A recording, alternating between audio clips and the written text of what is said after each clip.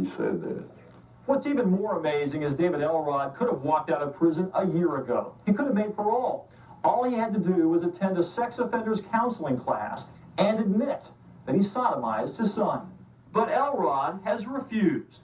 The Pardons and Paroles Board sent him this letter, telling him since he won't admit his crime, he'll have to serve out the remainder of his sentence until the year 2004.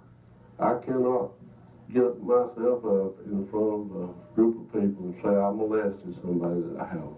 Oh, I just want to make things straight.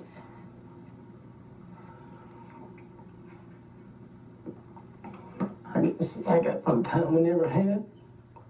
But others don't buy Shane's change of heart. That includes the prosecutor who sent Elrod away. And in sitting down and talking with this child, I had absolutely no doubt that he had been a victim. Will Britt agrees Shane's testimony was the key to the case, but he points to something he could not enter into evidence, the results of 2 polygraph tests, which Shane passed and his father failed. Are you saying that Shane Elrod's lying now? Absolutely. Shane Elrod is now lying. But why? The prosecutor believes Shane no longer feels threatened by his father, and at 21 would rather be labeled a liar than the victim of a child molester. But while many family members are grateful Shane has come forward, others tell the I-Team they still believe David Elrod is guilty as charged.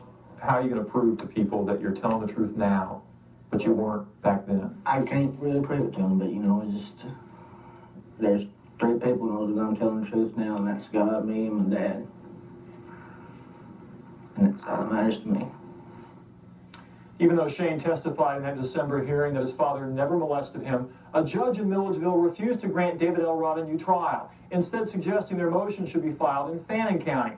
Members of the Elrod family tell me as soon as they get enough money to pay a lawyer, they'll file that new motion. But for now, David Elrod remains where he's been since 1992, in a state prison. And that's where some of his family believes he belongs. Well, Randy, did the state have any other evidence against David Elrod besides Shane's testimony, like medical reports, eyewitnesses, anything else? Nothing like that. In fact, prosecutors say their best witness in the case, other than Shane, was David Elrod. He took the stand supposedly to help his defense, but prosecutors say he actually helped their case by saying some outlandish things, such as, I was never alone with my son at any time. Prosecutors found it hard to believe. Apparently the jury did too. But keep in mind, throughout all of this, David Elrod has been consistent with one thing. He says he didn't do it. Yeah, he's willing to stay in prison longer to show it. If so, yeah. Randy, thanks. Turmoil.